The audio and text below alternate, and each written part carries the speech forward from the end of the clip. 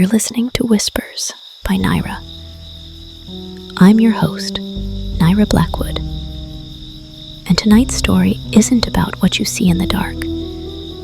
It's about what remembers you there. This one comes from a place called Graven Ridge, a small town with one rule everyone follows. Stay out of the Whispering Woods. But a woman named Sarah didn't believe in rules. Turn off the lights and listen close. The old dirt road crunched beneath Sarah's tires, each pop and grind defying the silence pressing against her car windows. The sunset bled in sick shades of bruised purple and molten orange, but the forest ahead swallowed the light like a mouth closing over a scream. Sarah gripped the steering wheel tighter, knuckles whitening. The deeper she drove, the heavier the air became. Every instinct told her to turn back, but curiosity had always been her curse. The Whispering Woods weren't just a name, not to the people of Black Hollow. Stay away, they'd told her. The woods steal more than your way. They steal yourself. Sarah had laughed it off. Small town superstition. Until now, when she reached the tree line, the air shifted. Thicker, colder. The smell hit her first. Damp soil mixed with something sweet and rotten. It made her stomach twist. She cut the engine. The world fell into absolute silence. Her heartbeat filled the void. Then she stepped forward. The moment her boots crunched on the forest floor, the silence deepened. Heavy, suffocating. Even her own breathing sounded foreign. The canopy above locked out the last of the fading sun. She switched on her flashlight. The beam sliced through fog that moved like smoke, curling around her ankles. "It's just a forest," she whispered to herself. "Just trees. You're fine, Sarah." But the forest was listening. Sarah, her name, whispered, faint, as if spoken from a few feet behind. She froze. Her breath hitched. Again, Sarah. It wasn't loud. It was familiar. Her grandmother's voice. Gentle, but cracked, like a record played backward. "Who's there?" she called out. The forest exhaled, and something unseen brushed past her shoulder. Her pulse pounded. She turned, flashing the light between trunks. Nothing. Just fog. Thicker now. Then the whisper came again. Layered. Overlapping. "You lied. You forgot. It's time to pay." Sarah's stomach dropped. The words pierced something buried deep. Something she had spent years trying to forget. The memories came back like teeth. Rain. Screeching tires. Headlights in her eyes. Her brother's voice screaming, "Sarah, the road!" before everything flipped. Glass. Water. Silence. She had crawled from the wreck. He hadn't. She told the police she wasn't drinking that night. They believed her. Everyone did. But the forest knew. Now, in the quiet, that truth rose like bile. The whispers became louder. Her brother's voice threading through them. "You left me, Sarah." She fell to her knees, clutching her ears. But the whispers seeped inside her skull, repeating his last words until her mind fractured around them. The flashlight flickered. Once, twice, and died. In the darkness, something moved.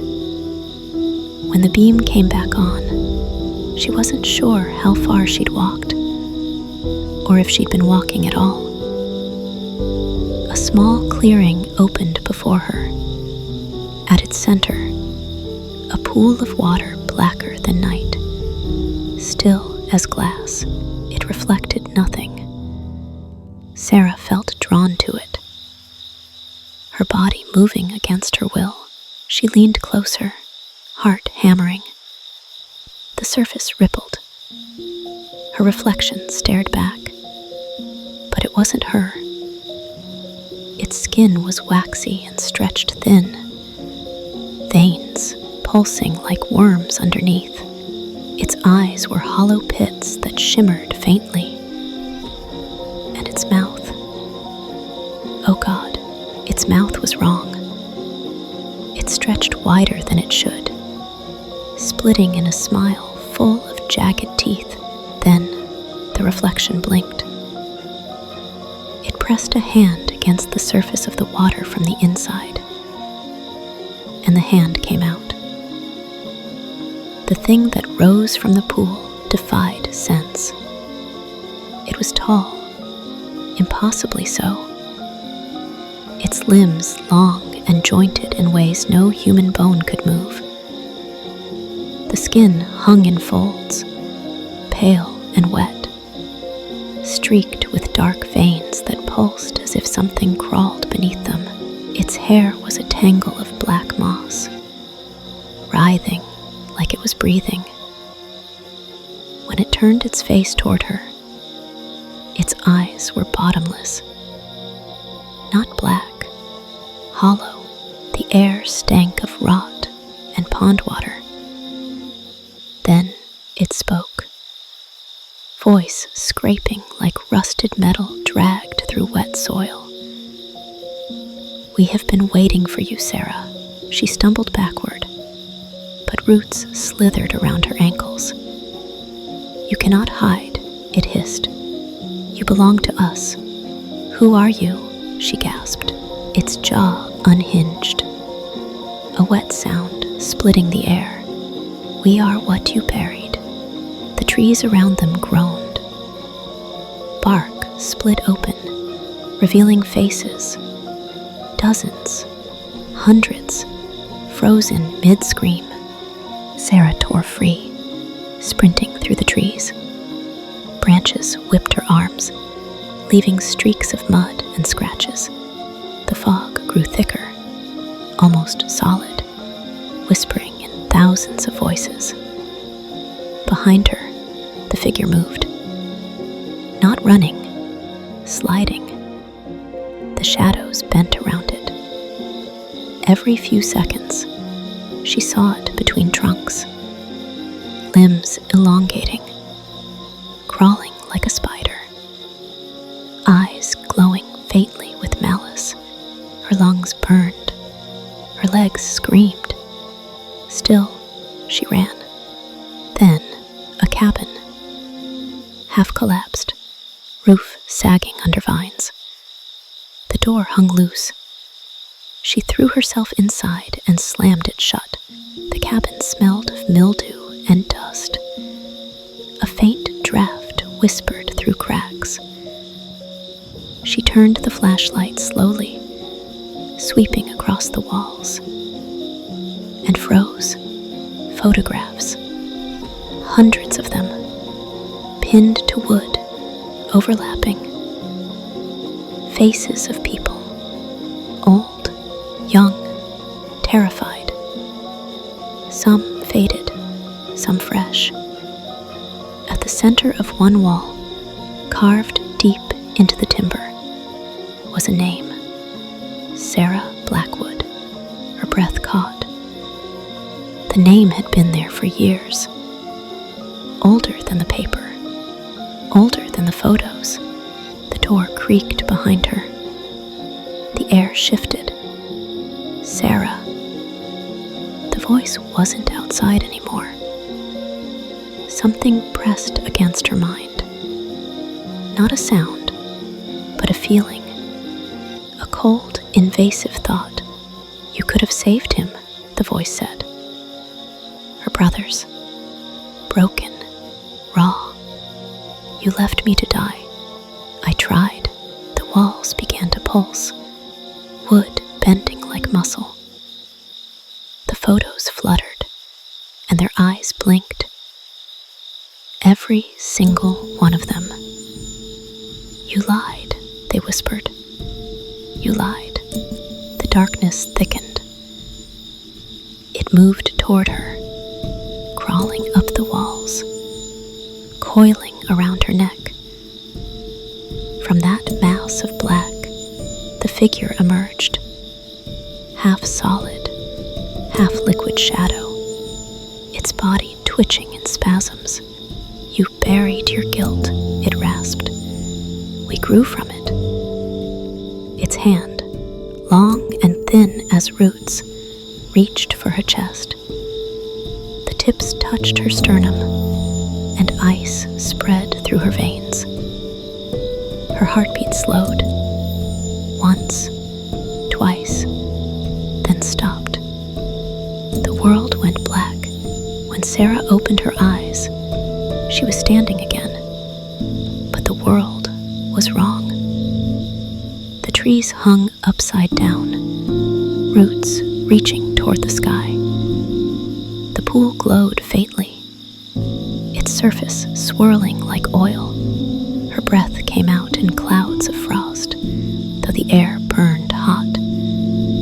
Her reflection waited in the pool.